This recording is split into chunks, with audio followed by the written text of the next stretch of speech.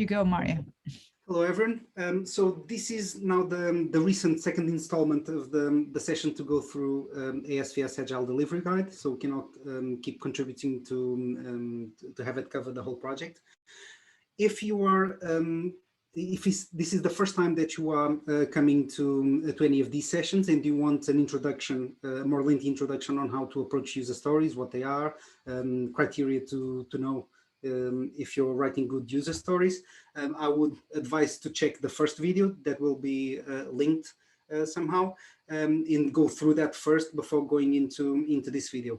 So on this one, we're going to keep on working on where we left off last time and work on a few more examples. And this is kind of documenting the work that we're doing with regards to this project. So in terms of the link to this document will also be shared. This is an open G-Slides presentation. And there are two ways of approaching this. For people that are not used to using GitHub and to using code editors, etc., you can just make the contribution directly on these spreadsheets. This is an example of how you can contribute with the template already built for you. Or work directly on GitHub with your favorite code editor, so you can do it either way. So this is an example of a requirement. We have a feature name, we have the user story, and then we've got the different scenarios that we are identifying, and we're going to go through a few more examples of that. So this is now the new link to the project, so it's no longer just on my personal GitHub repo. It's now part of the Open Security Summit. And what we'll be doing now for this session is I'm going to share my screen with my Visual Code editor open, and we're going to decide which are the areas that we're going to be working on, which actually leads me to opening the forum and for us to have a conversation about that right now. So this is what's been done so far. We have most of validation, sanitization, and encoding, API and web service and configuration covered. And we started on the last session contributing more to error handling and logging into authentication verification. For the four of us that we have here, does anyone have any preference or any of the domains that you're particularly interested in working today?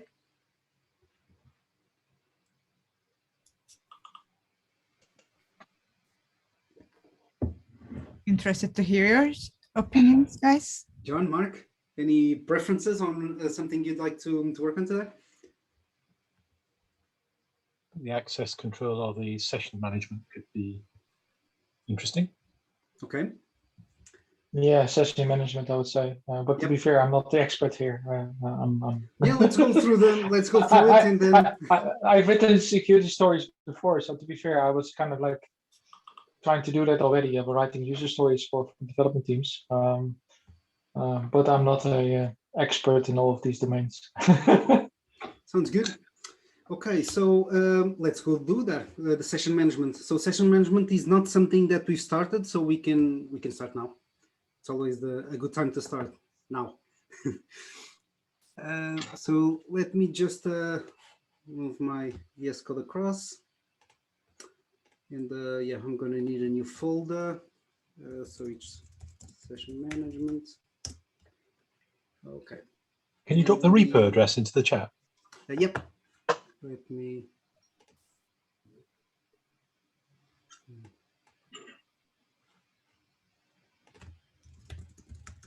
I've done it. I've done it. Okay.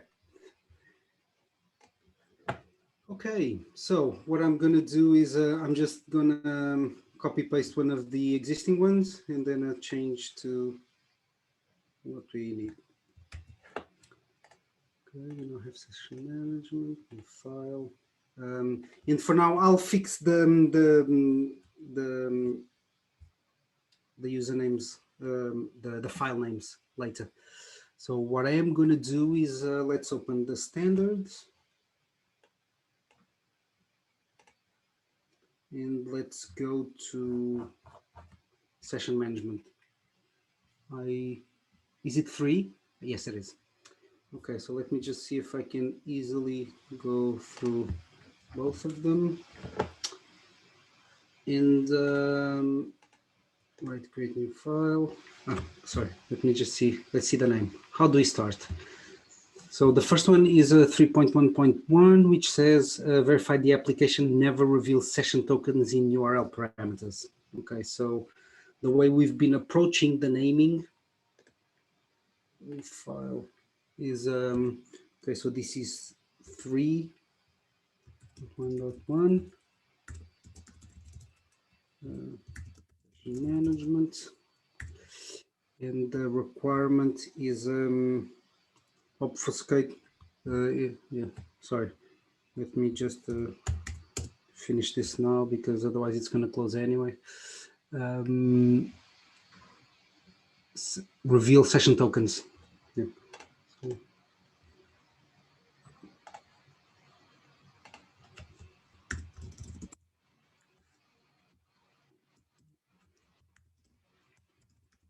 reveal session tokens.md.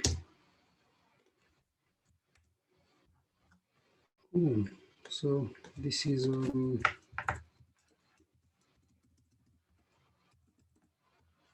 what I'm going to do is I'm just going to copy paste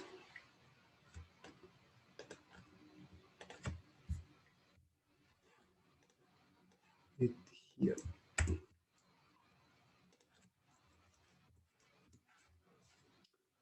Okay, so let's give it a start. User story. So the feature name. What would be a suggested feature name for this one?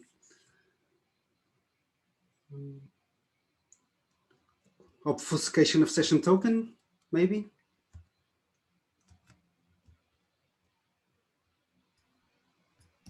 Yeah, go for it. Yep.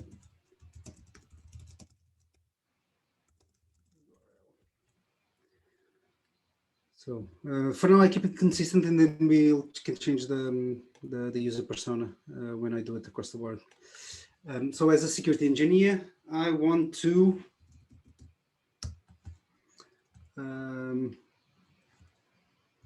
obfuscate session. Yeah, this one is relatively simple if we go through that. Obfuscate session tokens in URL parameters so that I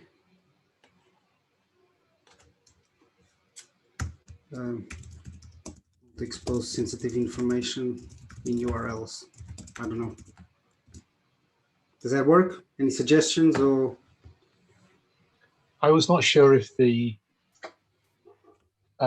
this rule was excluding the session token so that it has to be in the body of the request rather than on the URL line. Yep. Or whether it's a question of it can be on the URL line, but it has to be obfuscated in some manner so that it's not usable. So I'm not sure about whether it actually achieves the goal if it's simply obfuscated but nevertheless present in the URL parameter, if you see what I mean. No, that makes a lot of sense.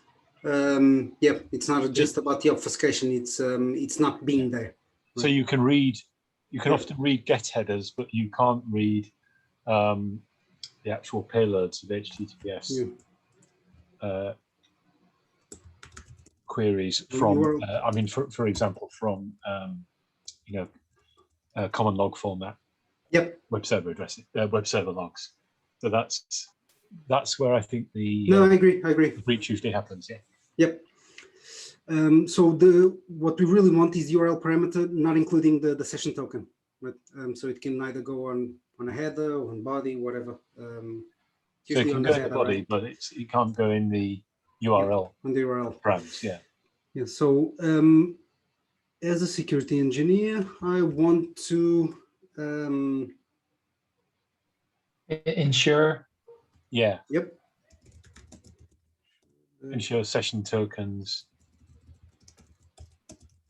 Are where not needed are in the body and not in the URL. request. Could you say that again? Sorry.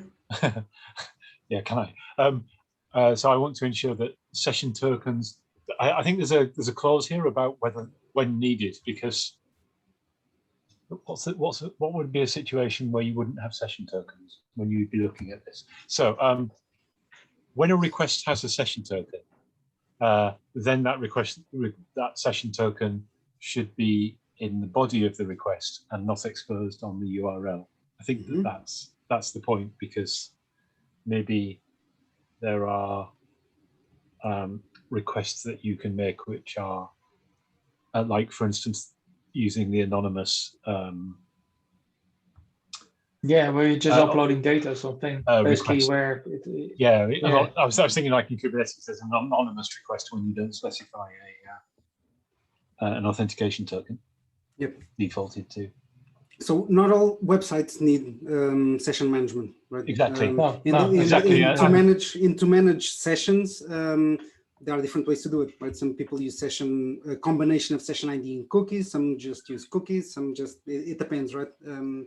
So there you don't want to write it such that it seems like they have to generate a session token. Yeah, correct. Then some we generate do, more some fundamentals. don't, right? Yeah. But also, in terms of the user story to create, yeah, it's either applicable or not, right? So if you do not have a session management requirement, you wouldn't use the session management section, right? No, that's true. You wouldn't put the user story in anyway. So I think actually this is just noticed this one. So what would be the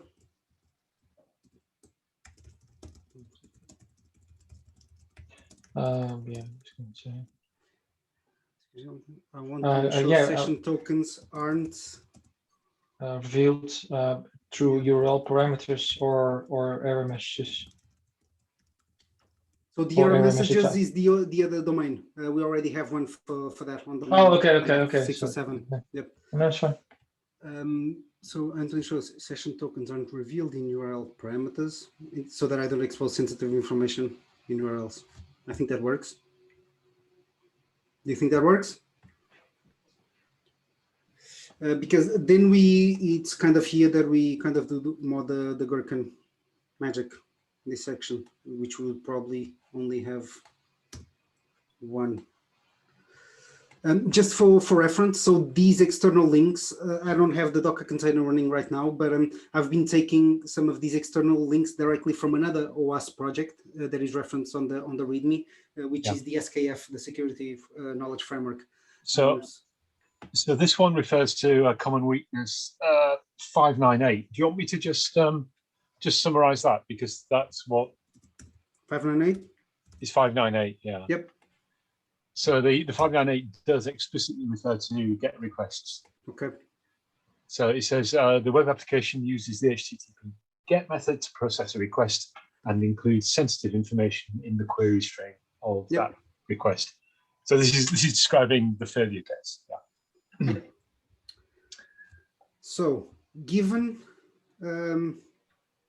the URL generated by the application, right? So we are looking at what the application gives back to the user, right? So the given would be the URL generated by the application. Is that the best way to call it? So the mitigation plan in the CWE is when sensitive information is sent, use the post method instead of get. So that's a different requirement. That's not this one. Okay. Yep. So there's a different requirement for that. I came across that already. I don't know where. I think it's maybe in. I think it's in the authentication, if I recall. That it shouldn't go over gets, just posts. I think. So given a URL generated by an application, ends, do we have an end here? In session tokens being required by the application, right? That's kind of how we constrain the Would you agree with that? Oh, I'm waiting for the next line to see. Yeah. So given a URL generated by an application and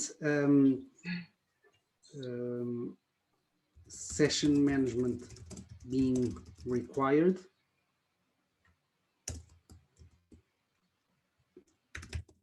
then the session token isn't revealed in the URL. So this leaves it open that however else you want to pass that token on, that's kind of up to you. If you want to do it on the header, if you want to do it on the body, if you want. So the requirement itself doesn't say it needs to be done this way. It just says don't do it on a URL, right? Okay. Does that work?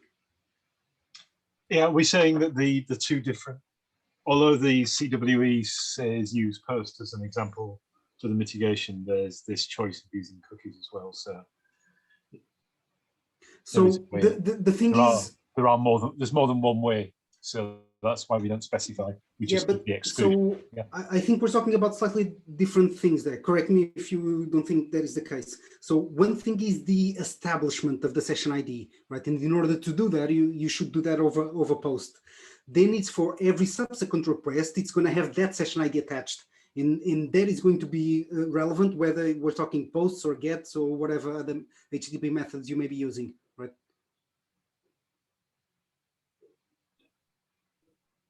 Yeah, I agree with that. But it's the point of this 3.3.1.1 is saying not to include that session token in the URL header line, which is So it's not really relating to the method itself. It's really just saying no. Don't do that. I think there's maybe. I just don't know if it's on session management. I think it's in on authentication that that requirement comes in a bit clearer. But here it's really just saying don't put it on a URL parameter.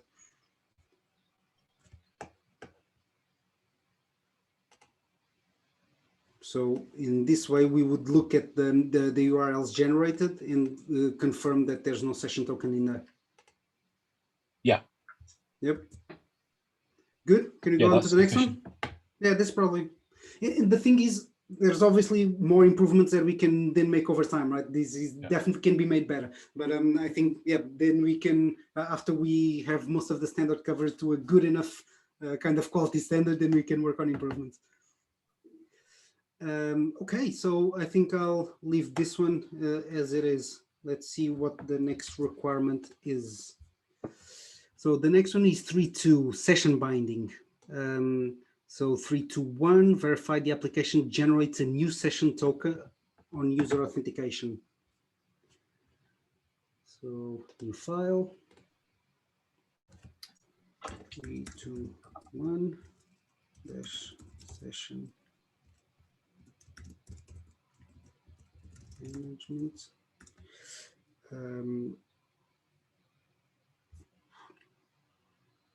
New session token. Okay.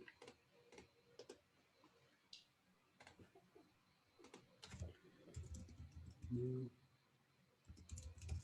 session token.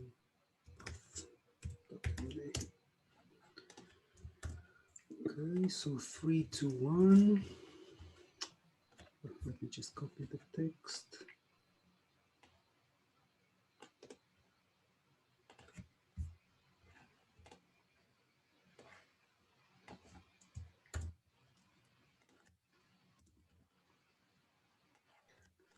Okay, so I've got 3.8.4 up on my screen. 3.8.4. Yep. So what this actually means, it says session fixation is the name of the CWE, and it says authenticating a user or otherwise establishing a new user session without invalidating any existing session identifier gives the attacker the opportunity to steal authenticated sessions. So this is more, how do we describe this? It's about invalidating other sessions for that user, it would seem. Could you say that again? Sorry. It seems to be about invalidating sessions, any still valid sessions for that user. I'm not sure that is, I think, because I think there's a session logout, etc. So this is where the invalidation stuff comes in. Yep, so 333, logout, invalidate the token. So that's 331, not 321. 321 is really about the generation of the new token when the users authenticate. So what you were saying is more 331, I think.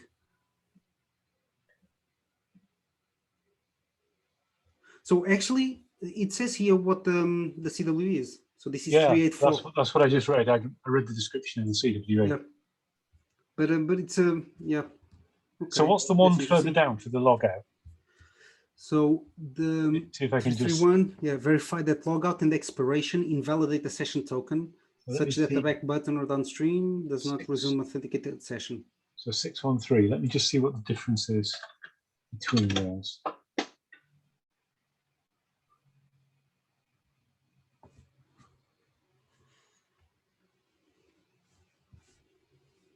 Okay, so so if I had to read these two out, so the difference between the two, the 613 is insufficient session expiration is when a website permits an attacker to reuse old session credentials or session IDs for authorization. Yep. And 384 describes when establishing a new session without invalidating an existing session, an attacker has an opportunity to steal authenticated sessions. Yep. So that's maybe another end that we can add there. So let's try and first write the story, and then on the Gherkin syntax we kind of take care of that nuance on the invalidation. So as a security engineer, I want to generate new session tokens when users authenticate,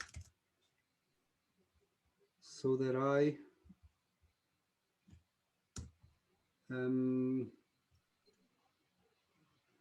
so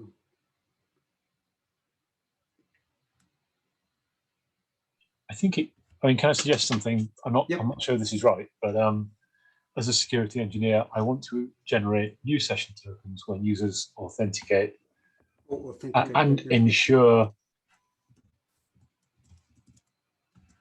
Sorry, maybe I can't do this. And ensure that existing sessions identifiers are invalidated, so that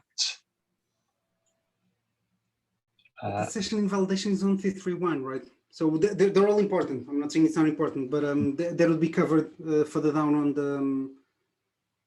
on the standard. Because otherwise we start adding too many different controls to the same thing, right? So it increases the complexity of doing each of them independently, right?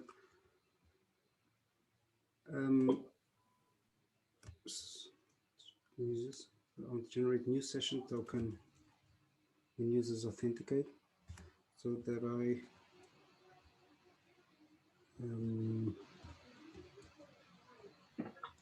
secure.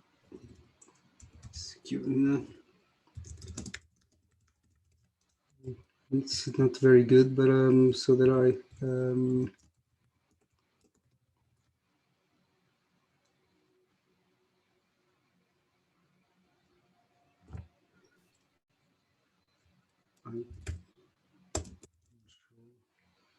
user sessions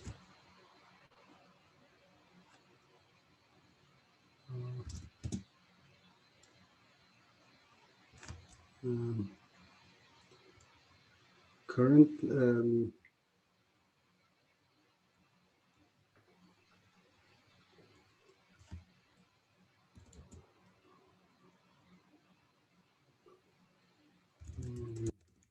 so that I can ensure user sessions are established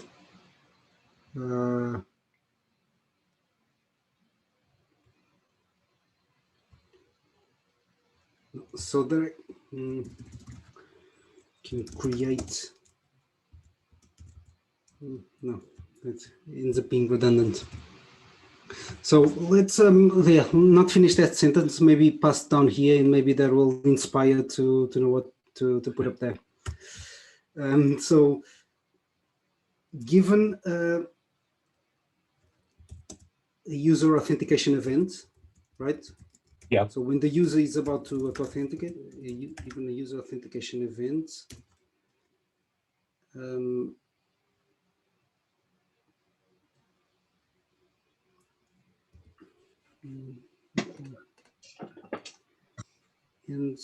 is there an end here? There was something about the given user authentication event and the need to generate a session token.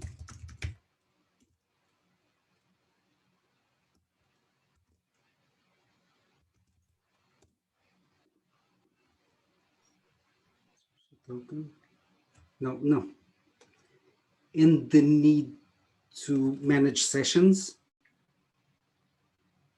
manage user sessions. Well,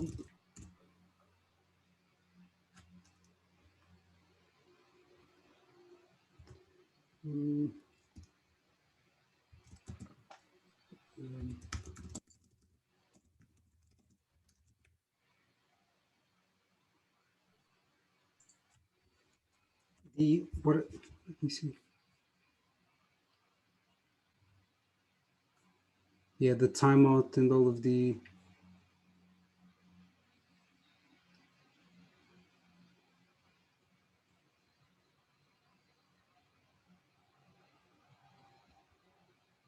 Okay.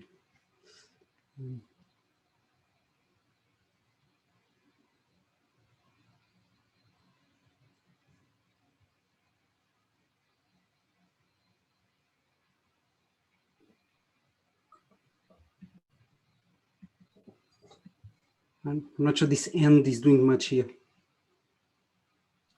but yeah, this is a. Yeah, I think the intention of the CWE, which is, I'm presuming they took the CWEs and then turned them into the ASVS rules. So the CWE itself is centered on the idea of fixation of the session. So that is that when you create a new session for a user, it gets rid of the old one. So I think based on the CWE, but not necessarily On ASVS. on how the text looks in ASVS. I think it is given a user authentication event and an existing session having been set up, then the old session should be invalidated. Yeah.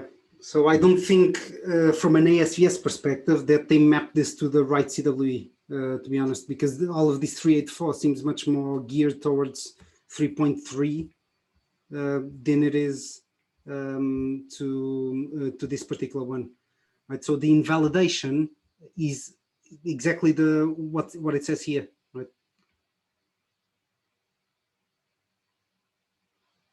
Which is it looks more like three. Yeah, it looks more like 3.3. Yeah. I'm not sure that is, because I think that is saying that when you explicitly log out or there's a timeout, then you get rid of the token. Whereas what this one is doing is saying, if you re-authenticate, you have to cancel the old one. So the old authentication wasn't explicitly logged out and didn't explicitly expire, but because you've created a new one, you should cancel it. I think that's the distinction between the two. Okay, makes sense. So let's then I create a new session token and I invalidate any previous active session tokens for that user. Yeah. Manage user sessions, then I create a new session token and I invalidate any previous active session tokens for that user. Yep, does that work? Yep. Yep. So what do we call this scenario? Establishment of session token and invalidation of previous ones. Yeah. Yep. Cool. Yeah, let's, this one is saved. Oh, any kind of inspiration for what to add up here? Is authenticate, so that I can ensure that topics can't reuse session tokens. I don't know. It's not very good, but if anyone has any other suggestion,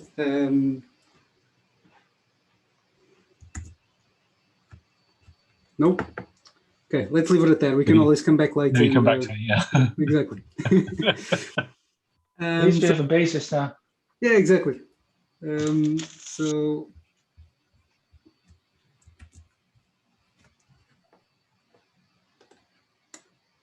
file, so 322.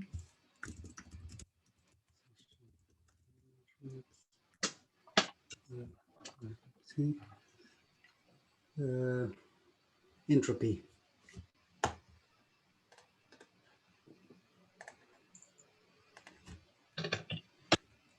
Management 64-bit entropy.md.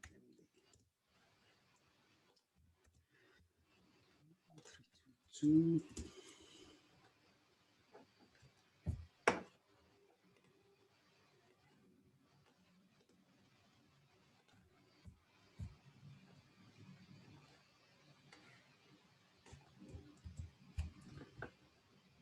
So the feature name would be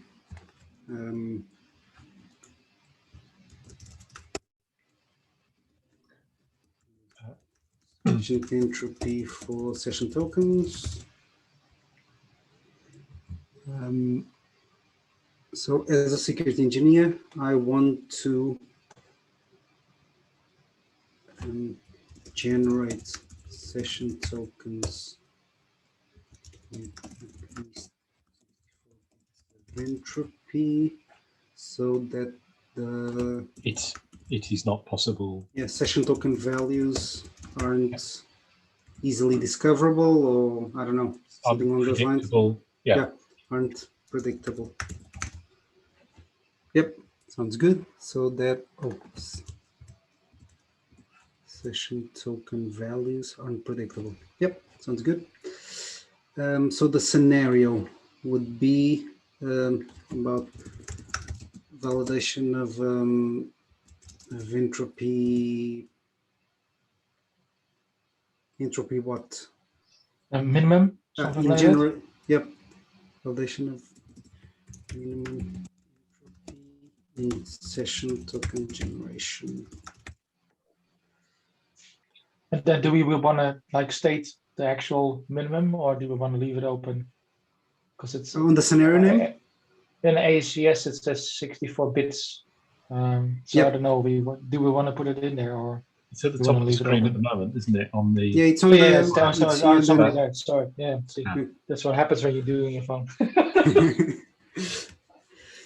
So, given the establishment of a session token, is establishment the right word here? Do you have a better one? Creation, maybe? Sorry, say that again. Creation, maybe? Is that more? Creation. I don't know. Yep. Given the creation of a session token.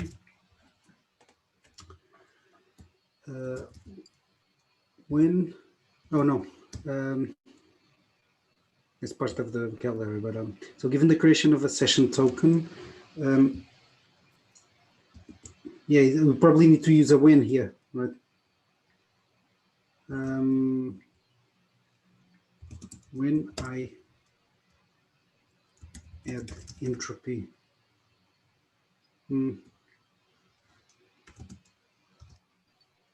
well, this is doing a lot of heavy lifting here, right? Yeah. So we can probably, there are two parts to that, right? The first one is we need to create a token, right? The second one is it needs to be a random string. And in order to generate that random string, I need to have the 64 bits of entropy at least. Yeah, it's the Is that a good thought process? sufficiently random values, isn't it? That's the Yeah. that's the goal. Correct. So how do we translate? So given the creation of a session token, so I think it's just it's to do with the underlying algorithm, isn't it? In the pseudo-random number source. So yeah. So usually we would use some kind of math library to generate the. So the description is the software uses an algorithm or scheme that produces insufficient entropy. That's the failure case. So given the it's something like, sorry, I was going to say, when I add entropy, I ensure that the source for the entropy is of a sufficient high enough standard or something like that. Yep. So the first one is a need. I need to create a session token, right? That's the context of what the developer is working on. Yes. So when I create a random string for the session token value, the session token value, then I ensure the source for this is sufficiently strong or something. I don't know. Ensure that the random string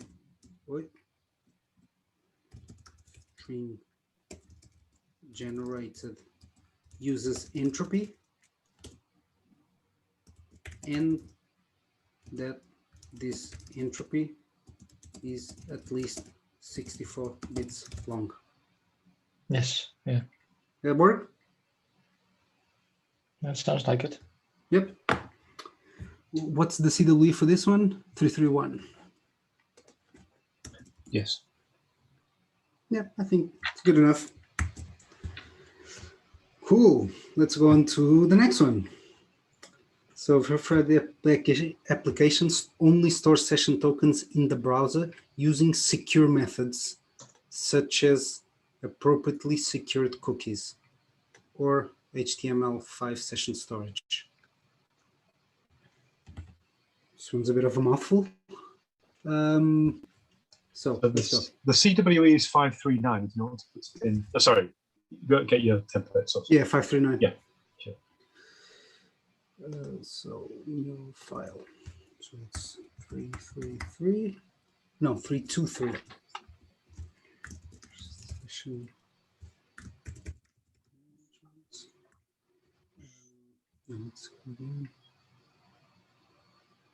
So secure storage of session. Yeah.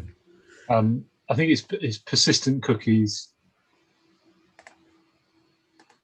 must not expose sensitive information. Yeah. Sorry, not as the file name. Yes, I was trying to reconcile what was going on in my head and what you were saying. Persistent cookie exposure? Okay, so you've got something. Okay. 323. Right, so we call this, we can go back again. Yeah, storage.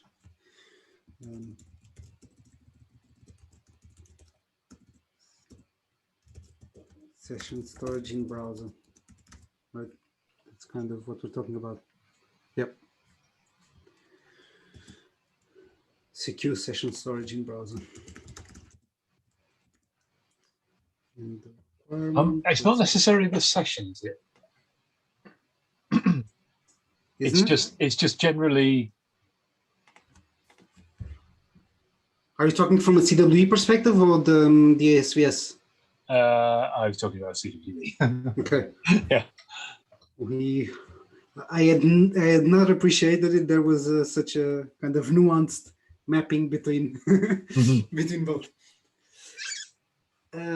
Right. So this is what it says. Verify the application only stores session tokens in the browser using secure methods such as appropriately secured cookies or HTML5 session storage. Right, so here the scenario name would be, yeah, Okay, let's so- read 3. The thing is, this is a weird one because in 3.4 we're going to go through this all over again. Sure. So I'm really, yeah. So I've done some session management writing, which in the past, Okay. and I think I know exactly what the CWE is getting to. So when you create the cookies, you can create ones which are purely sessional, or ones that persist between the browser closing the tab or closing down. Yep. And it's an architectural issue, this one, which is don't store sensitive information such as, for instance, the session ID in a persistent cookie. You actually want what I know is a sessional cookie. So which is confusing with the word session. But it's the point is not to use persistent cookies, because then the authenticated session data is permanently stored in the browser even after the user has closed the window. So I think that's really the thing we're aiming to. Yep. And 3.4 then goes into what secure cookies means, right? The secure HTTP only, same site. Secure is a separate thing. This is talking about persistence. So this is about the cookie still being stored against that domain name inside the browser. Yeah, this is one we're probably going into. There's probably a cheat sheet for this.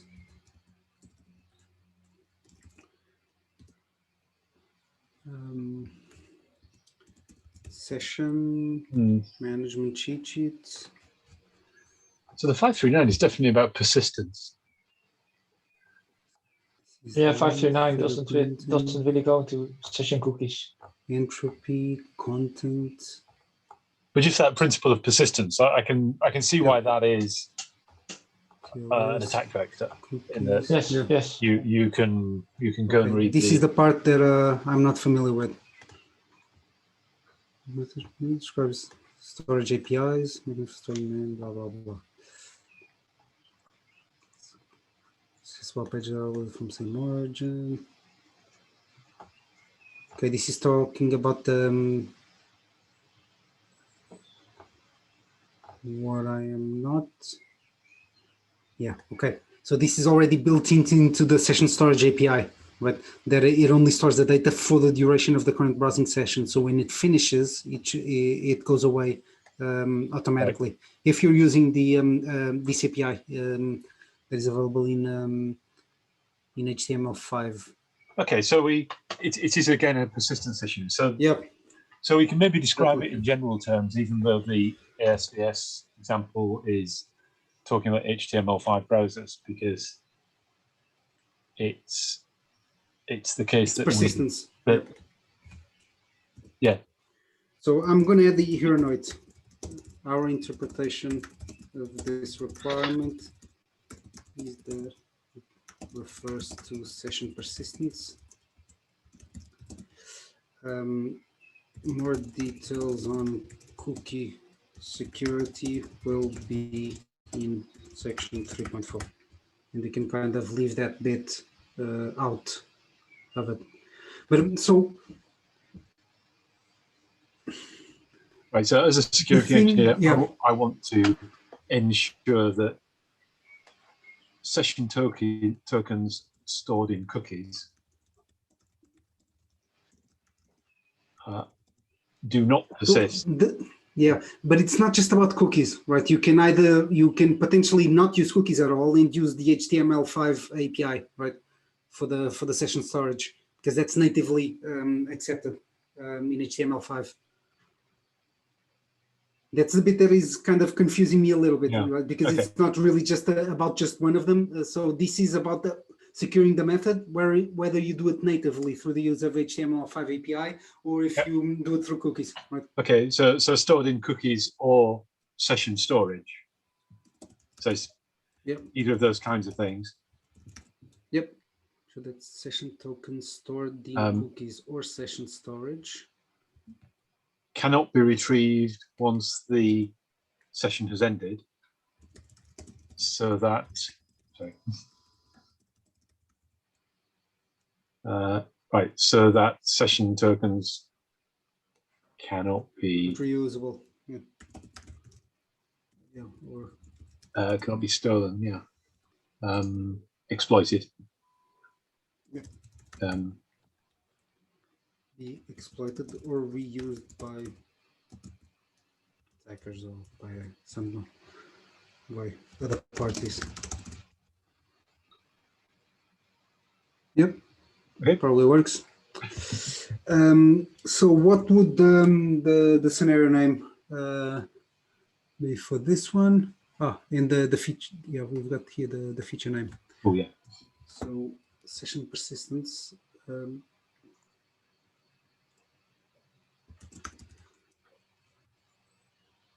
Secure session storage. Yeah, let's keep it aligned with the thing at the top in the browser. So here would be given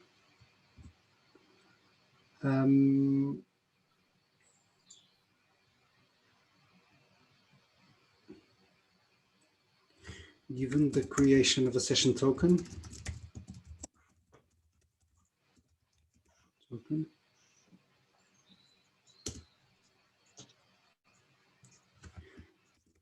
When I instruct the browser to store it, instruct is maybe not the best word, but I instruct the browser to store the session token. I'm not sure if it's to do with the creation of the session token. Might be. So you define the security requirements when you create it, right? Sorry. I was saying, given an ongoing session, the storage of the session token will cease. Oh dear, sorry. Will cease when the session ends. It's that kind of idea, I think. So I think it's not to do the with thing is the security of the session is established at the creation point, right? So when you first create the session, you need to tell it where you're going to store it.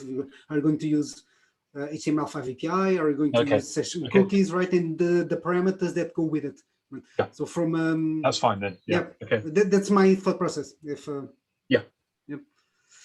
Because you don't. Yep. You don't spend half of the session using one method and then the correct. The other so half you don't change the session token midway through it, right? I don't even know if that's possible. I think you need to delete and create a new one. I think that's the only way to do it, which is similar to the cookie stuff. When you want to invalidate a cookie, you put a date in the past, right? It doesn't allow you to say I want to finish it. You just say to finish it, you put a date in the past and it automatically finishes, right? It's one of those quirks of how things were implemented. Yeah, I'm sure we could bounce around with a session and a cookie, a session in the URL, and then one in storage. So every third access, do something different. Yep, that would be interesting. Obfuscation. We had a Twitter thread on deception today, which was an interesting one. So given the creation of a session token, when I instruct the browser to store the session token, it will use a method which does not persist after the end of the session.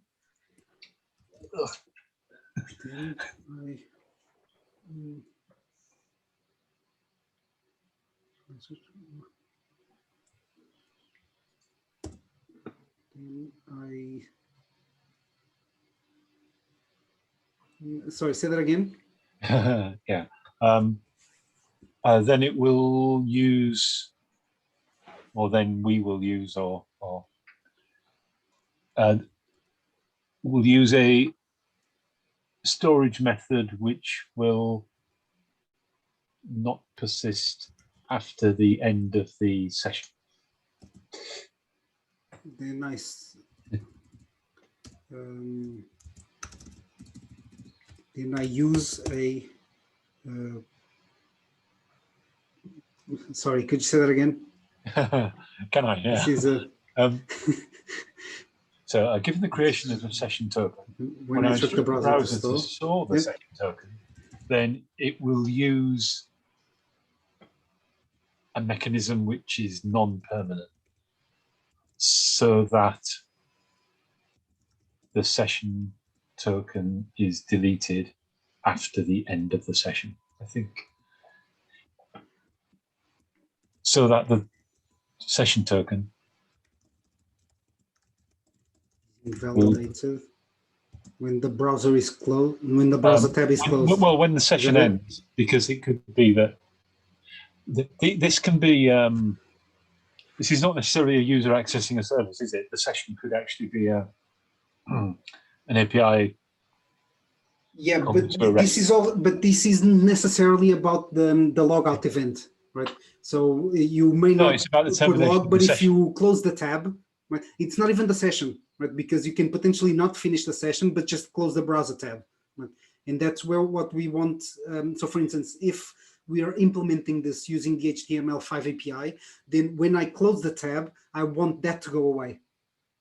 Right? I'm not necessarily on the server side doing anything to terminate the session, right? It's just that the browser, the way I'm instructing the browser to store the session ID ensures that when I close the tab, it deletes that information.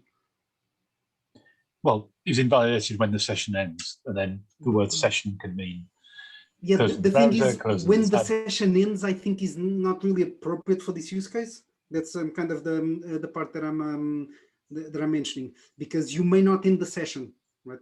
What you're doing is closing the tab, which is not the same thing, right? Necessarily.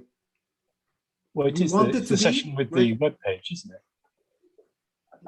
It's the tab open. So you're not doing an event to say, I want to, it's not a logout button, right? That you're saying, I click here and it's terminating the session. Yeah, it's instructing that the session ID is no longer valid. Right? Just the event of closing the tab, because this is more browser side, right? It's not so much a server side where we are controlling things over there. It's what we're telling the client browser to do.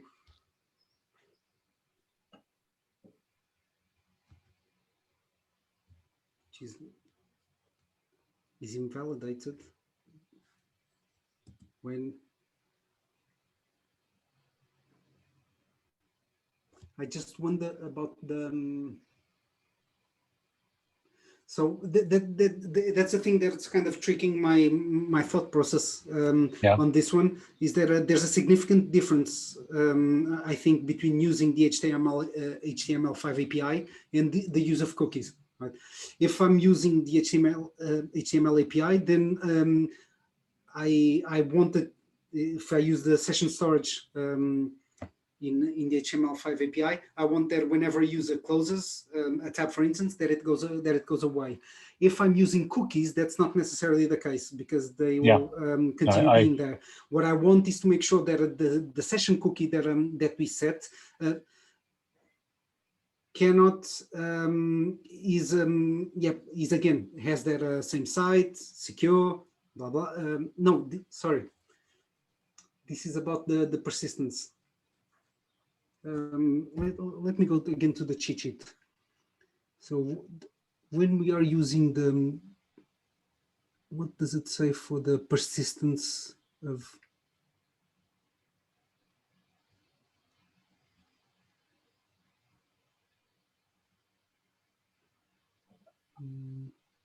properties?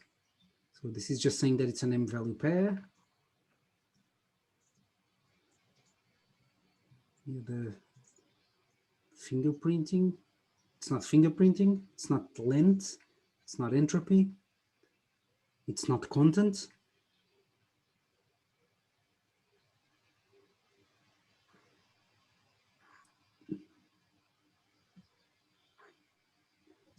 States, it's just cookies, URL parameters. I think there are three cases here. There's persistence, where you create permanent cookies, for example, which last between the sessions of a browser running. You've got the in-memory sessions, which are lost when the browser closes, but which may be hanging around if just a tab closes. And then you've got the HTML5 session management, Yep. which is more secure, which actually allows a session to be terminated without the browser necessarily closing. Yep. So I think the aim of this is to stop the persistent cookies. If you scroll down, there's something Definitely about to stop persistent cookies. HTML5. And Yeah, sure. ideally to meet the higher standard which HTML5 provides. If you scroll down, there's HTML5 storage. Yep. Yeah. So actually, this is probably what we're after here, right? So because if it's cookies and we're talking about persistence, right? It's about this expiration, right? If we're talking HTML web storage API, then it's different because it's more embedded, right? We are expecting once the user closes the browser, we want this automatically to. It depends on where we do it. So if we use local storage, it's persisted across browsing sessions. If we use session storage, it's not.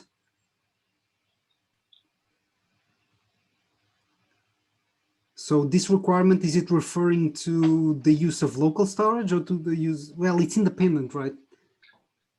They have different behaviors. Yeah, I think it's the point of persistence. Describing a story to say that the session should not persist after it's over. Yeah, but leave those details out. the actual meaning of that when you've got an HTML4 browser is less secure than if you've got an HTML5 system using the sessions. But that isn't what we're trying. Are we trying to get to that level of detail? Maybe not. So what we're saying is that we want the session token to be invalidated. And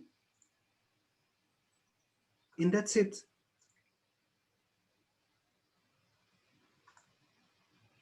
Right. Whether we do it through, then the detail will be kind of more on the acceptance criteria, right? If we're using the native HTML APIs, then we do it using local storage and blah, blah, blah, or session storage. If we're using cookies, then we do that through max age and all of that. I think that might be better if, I think, a session token can be invalidated on the server side. So it might be more to say that the session token is not retained. Might be. Yep. Might put it on the right, on the client side rather than the server side. Well, but that's not really correct for the use case. If, for instance, if we're using local storage, it would still meet this requirement, and the session token would not be retained.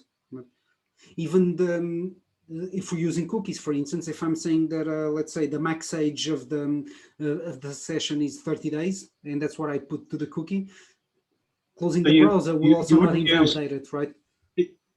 If you say max age, you're specifying persistence of the cookies. I think Correct. that you actually don't put the expiration date on the cookie. I'm pretty sure of this actually. You don't put the expiration date on the cookie. No, and that causes the cookie to be ephemeral. So you can at least maybe.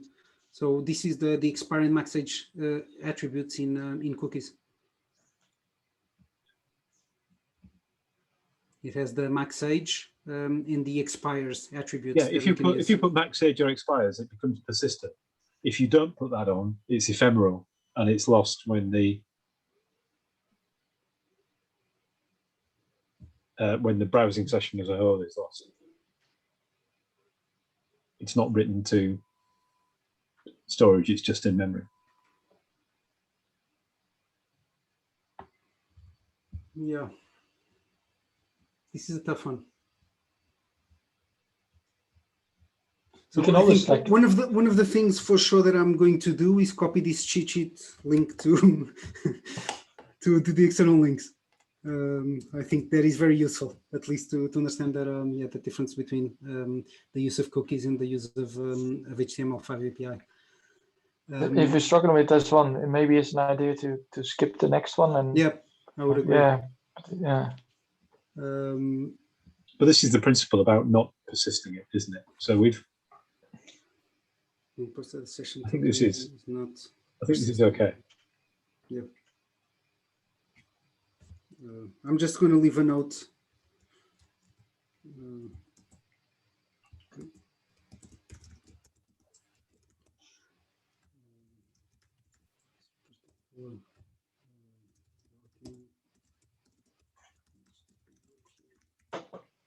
Yep. Let's leave it at that. Yeah, I think that's a good idea. Otherwise, we are probably going to spend all the rest of the week. Okay, to the next one. So we were in, yeah, to finish this, verify that session tokens are generated using approved cryptographic algorithms. So let's create a new file. 3, 2, 4.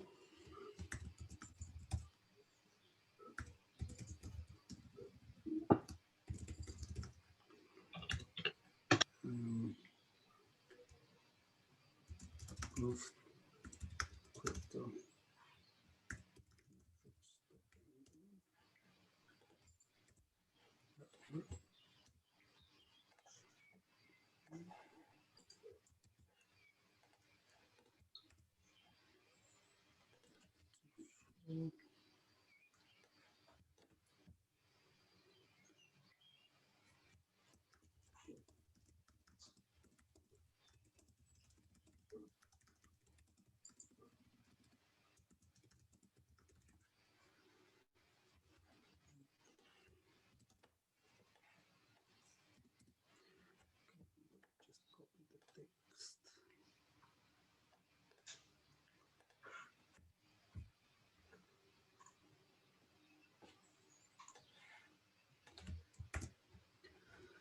Okay. Approved. What are the approved cryptographic algorithms? Do you? It's probably on Well, that. It points to 331, which is the entropy weakness from before.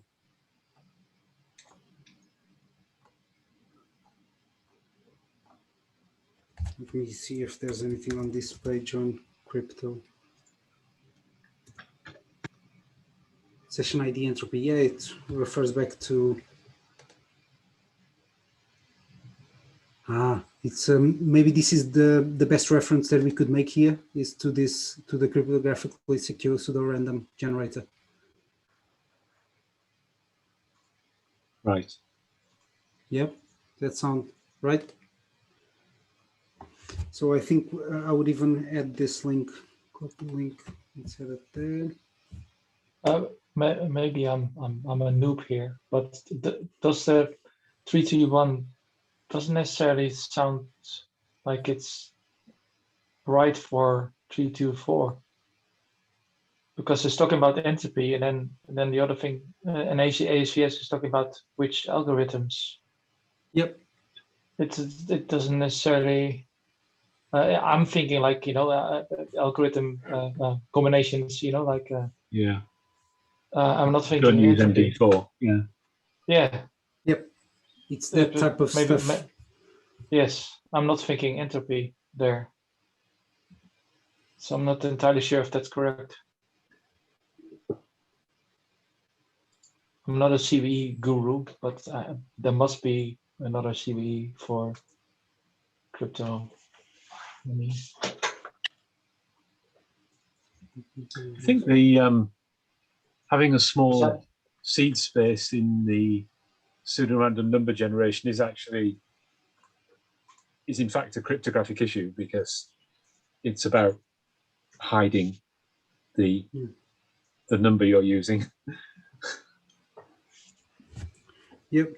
So it's cryptology in that sense, but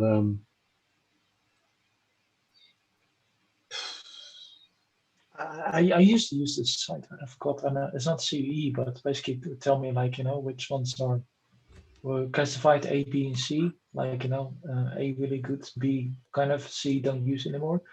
I forgot what it's called. I know it's another CVE thing, but that's what I would look at. Yeah. of course, Yeah, now there's nothing very Well, useful. there's 339, isn't there? There's CWE 339, which is about 339. of seeds Yeah, let me look. as opposed to entropy. That's not the one I meant. Still, there was one that basically said, you know, like you have like.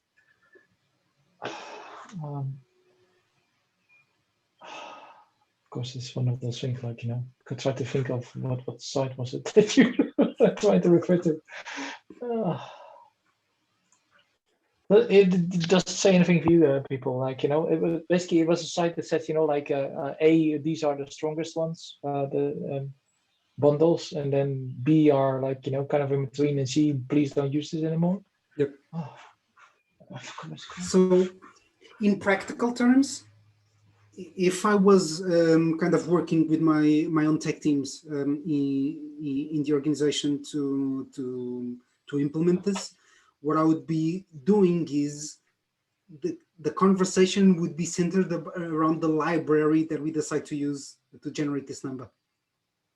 I would not be kind of trying to be smart and just use math and kind of coming up with some random stuff, right? I would be looking into what is the library in Java, Node, whatever may be the case, that is the best one to use for things that require at least 64 bits of entropy. So that would be kind of the conversation, is which library do I use that gives me this, so I don't need to worry about it. Yeah.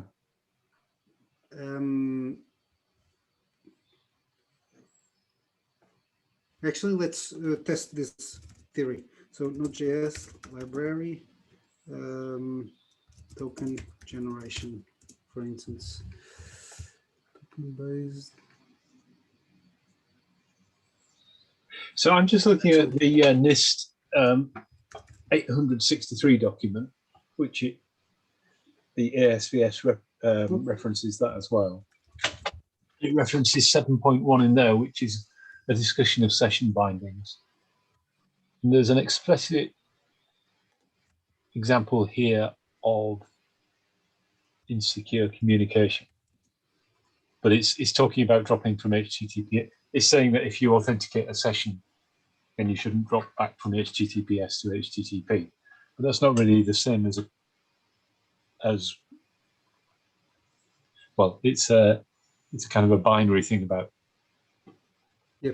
So the one that I know a lot of security people use and recommend is Argon 2. So, but this is also where bcrypt would come in potentially. I use, bcrypt library. Oh, we have crypto.js.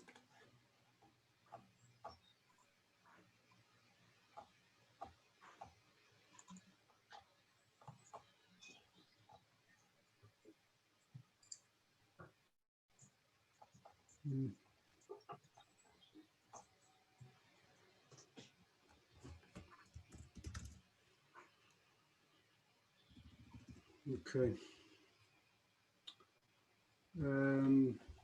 Yeah, I'm really not sure about this 324. Yeah. Let's move on. 3C. Yes. I think, yeah, I'd like to know what's if in not mind. sure exactly, then we might as well move on if not sure. Yeah. Yeah, because the session token Isolated. doesn't necessarily mean isn't necessarily something which is a SHA of some data or No, that's true. That's true. It can just be a number. So from my point of view, I would say, look, go choose a library that does this for you, right? In practical terms, that I would not be kind of having too many conversations. Would be really around how do we do this without having to do it ourselves, basically. Okay. All right, within the last 20 minutes, should we just, so what did we try to do? 331 next, yeah? Yep, 331.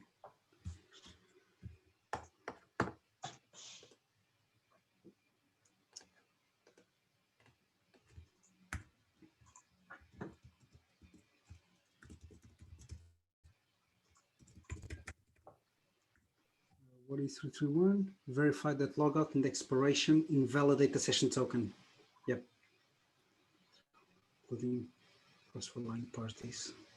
I So never this would really be- understood what they mean by across relying parties on this one, to be honest. Yeah, it's logout and expiration.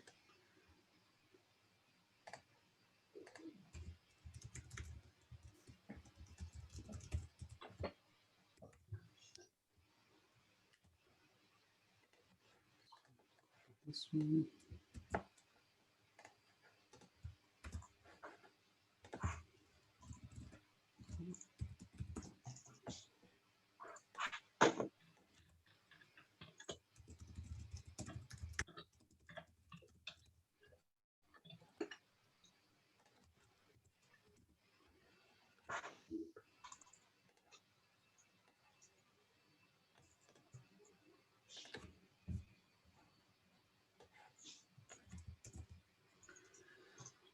The session token. Okay, so the feature name would be invalidation of sessions, of session tokens.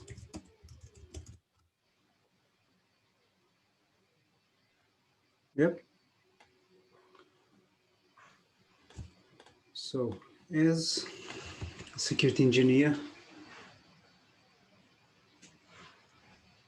So it's once you've logged out, you shouldn't be able to do something like press the back button and get access again. So I want to invalidate session tokens on logout and expiration. Expiration events. Yes, yes. Yep. So that the session tokens aren't reused or reused, aren't successful to reuse or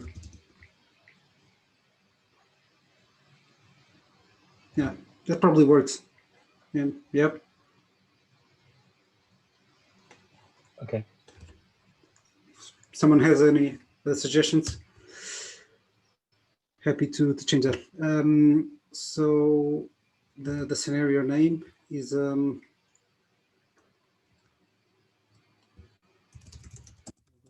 expiration invalidates session tokens. So given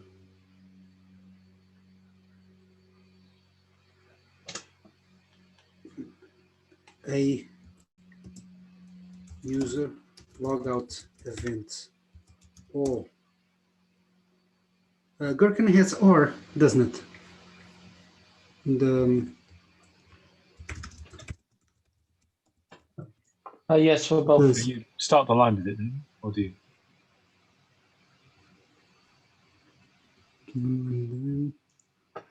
Sorry, say that again. I thought you might put it at the start of the line. Is that how it's written? I'm No, I was. I'm quite new to this to Gherkin. So. Yeah, I was looking at the. No, there is no or. Okay. That I can see. Yeah, so I can need to have it now. Given a user logout event or expiration of a session token,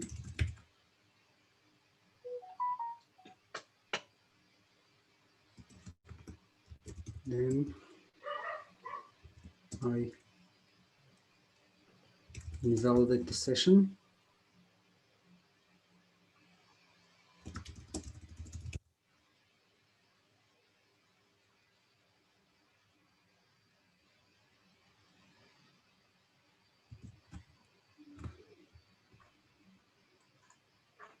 I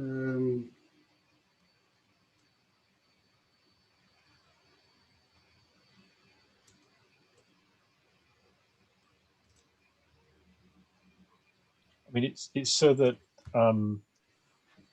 previous queries can't. So previous queries, which is like a fetch the page, for instance, can't be replayed either to the source of authentication or to relying parties. So the relying parties where you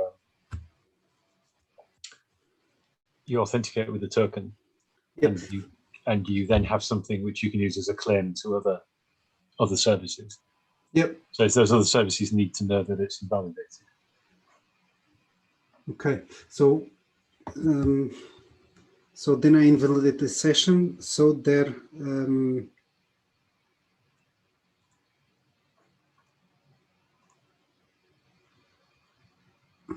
How do I write that? So that's. So what I have two things on my mind on this one.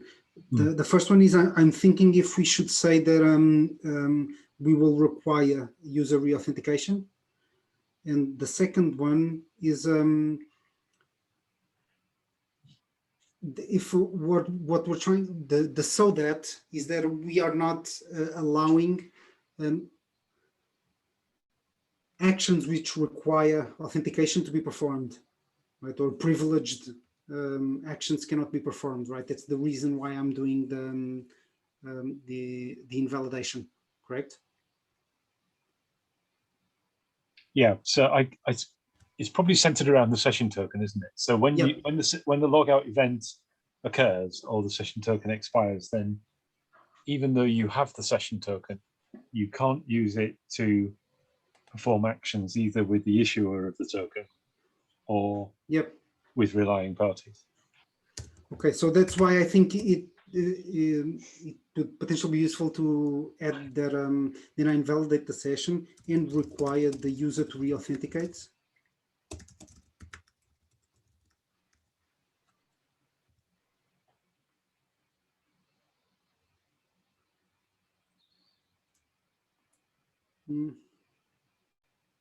Any thoughts on this one?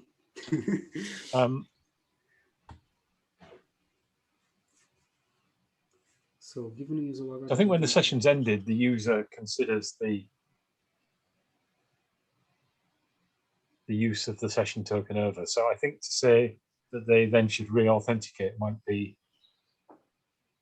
So in practice, that's how Yeah. web applications work, right? If you don't have a valid session token, or if you put logout, you're usually redirected back to the authentication page. So Yes, from yes. a QA point of view, that's kind of the flow that they would check. So that's why I think it makes sense here. So if you were to pass a token that is no longer valid, typically in most web apps, you would be sent again to authenticate. Yeah, I think that's what typically happens, right?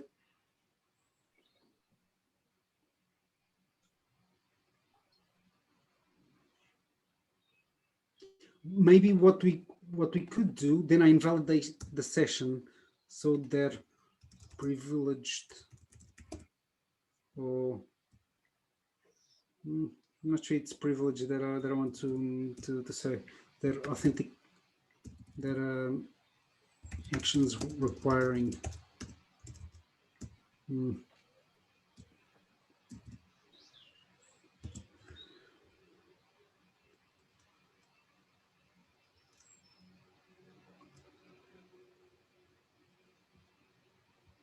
So the user is required to re-authenticate. I don't know. So given the user logout event or expiration of a session token, then I invalidate the session so that user. This is wrong. I'm just going to see if the rest of the flow works well. So that user actions aren't allowed, and I redirect user to an authentication prompt. Now I think that's kind of the flow, right, that you typically see. Now let's try and rewrite this bit, I think.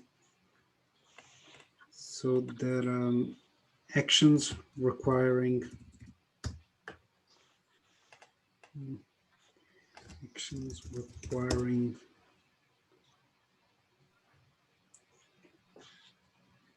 user, not approval, user authentication, aren't accepted. This is not very good, but basically, I think what we're trying to say is let's say LinkedIn, right? So what we want to do is after we get I click logout or my session expires, there any actions that I would do as Mario, right, aren't permitted on the platform because I'm not showing a session token, which means I haven't don't have an active. I haven't authenticated, so I don't have an active session token that relates to to my user. I think you might still have the session token. It's just that if you present it, it's not recognized because it's now Correct. invalid. Yeah. Yeah. Yeah. So that actions requiring user authentication aren't accepted. So it's everything that is privileged. So doing a blog post, right? I wouldn't be able to do that. And I want to be redirected to an authentication prompt.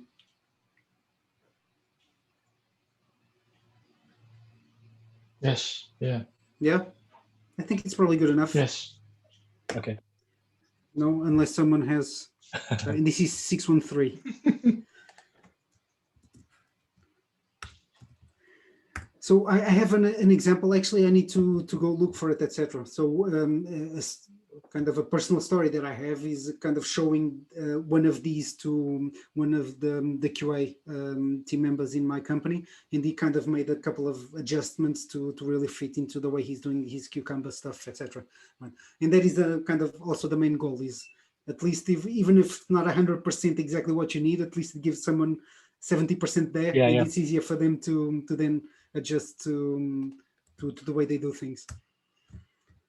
Can we save this one? Or any suggestions on how to make it better now? No? Cool. No, let's just go next one. Yeah, We can let's try always and do revisit. one more. We're almost running out of time. See if we can do 332 and then In call it 7 a day. minutes, let's do it. So what is it? It's So 332, yeah. 2. Yeah. Oh my God. Is it a hairy one? Well, it's got text in the tick column. If authenticated Yeah, depending on the levels. users to remain logged in, verify that re-authentication occurs periodically. Okay, that's okay. Yeah. Periodic re-authentication. And we've got between the level 1, level 2, and level 3, we've got, oh, you could be logged in for a month through to Yeah. 15 So minutes basically, into FA. yeah. So I- that has a story to be based on the ASVS level. Blah blah blah, something like that. Yep. So actually, we can pass that part of over here on the ASVS requirements. So different assurance levels within ASVS require different parameters. And we can say level 1, 30 days. Level 2, what is it? 12 hours or 30 minutes of inactivity. Yeah, the optional. QFA is only mandatory for level 3. Level 3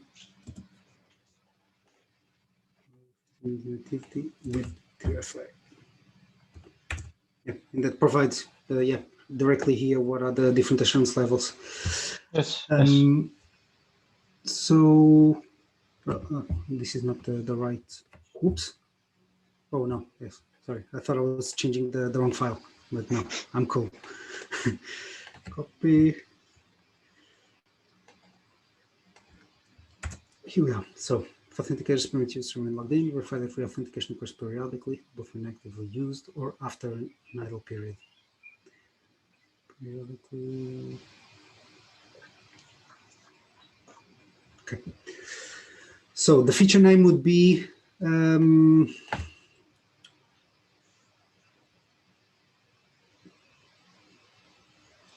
Periodic re-authentication. Yep, re-authentication. Security engineer. I want to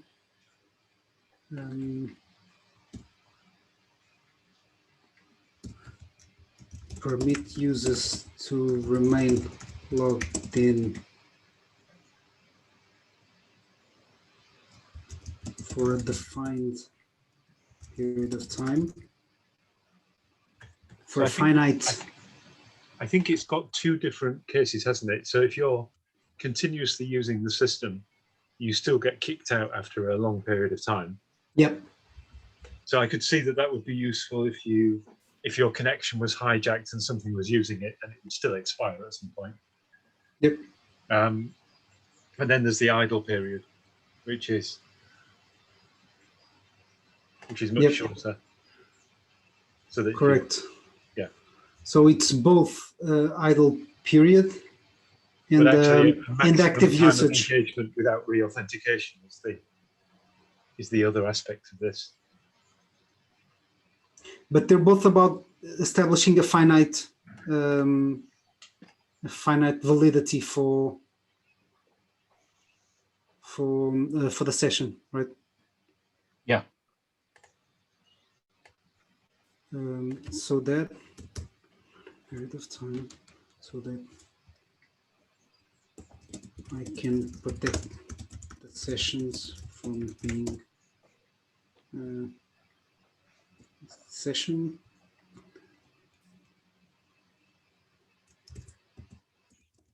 being reused. I don't know, something like that maybe works.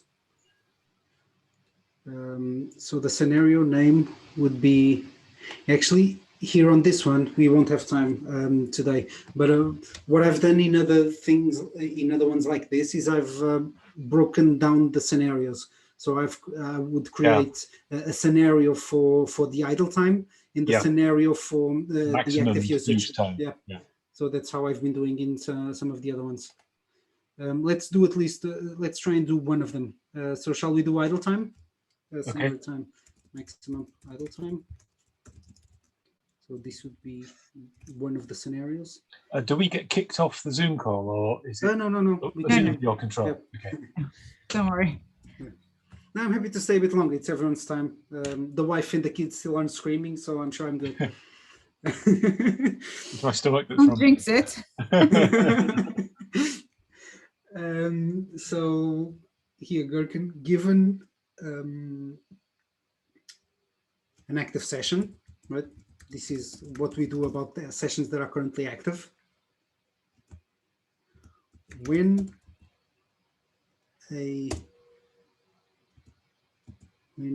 connection duration is exceeded, maybe, or a. This is about the idle time, right? When idle. No. When idle time in the user reaches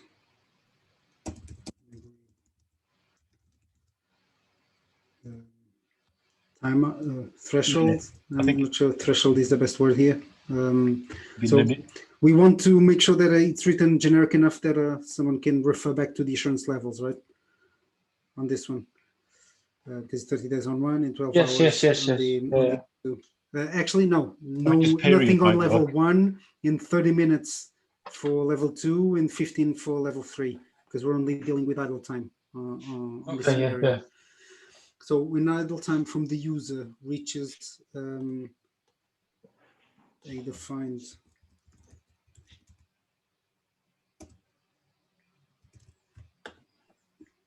actually, let's try and do it. When user inactivity reaches define, I'm not sure the word threshold is, what would you use? Defined, not sure threshold that I want to use here, but for lack of a better word, that's if it reaches a defined threshold. When a user exceeds an inactivity period? When user inactivity reaches, exceeds, a defined period of inactivity. Sorry. Define. I think the value. You can probably just define value. Okay. Then I invalidate the session. Yeah. Then no, this is about the re-authentication, right? So it's then I require the user to re-authenticate. Yes, Yeah. yes, yes. This is, yeah, to keep it more consistent. Okay, this is one of the scenarios. Do you want to do the other ones, or do we call it a day? Happy to leave it here, or not. It's Friday evening, guys. Yep. Yeah, let's Sounds good. go. Let's call it a day. I'll just add the note to to add two scenarios. Note, it's Friday. Yeah. Overall session time and multi-factor authentication. Yep. Sounds good. So I'm going to submit this to the repo now when we finish the call. Yeah, that was it. So thank you very much for joining. I think we should, what myself and Didar have been planning for the moment is one session a month. Maybe it would be good, Mark, John, if you have an interest. We have a channel on the Open Security Summit Slack Okay. that we're talking about things relating to this project. Okay, I think it yeah. would be one of the things that I'd like to talk maybe on the Open Security Summit Slack is I think maybe Fridays 4 to 6 p.m. BST may not be the best time to run these sessions. I think maybe if we were to have it in a different schedule, it would potentially get more people to do, but I think it's an experiment trying kind of a Wednesday or a Thursday or something like that and see if we have more people turn up. But we can follow up on that if you want on Slack. Do you both have access to the OSS Slack? I have I- just both added you to the channel. Okay. I was gonna say I don't have access yet. But you do. No, now I do, but yeah. Okay, so thank you all very much. Let's keep the conversation on OSS. And yeah, Mark, John, if you want to talk more about a kind of project direction, stuff we could do, etc., we can also start the conversation there, whatever you want.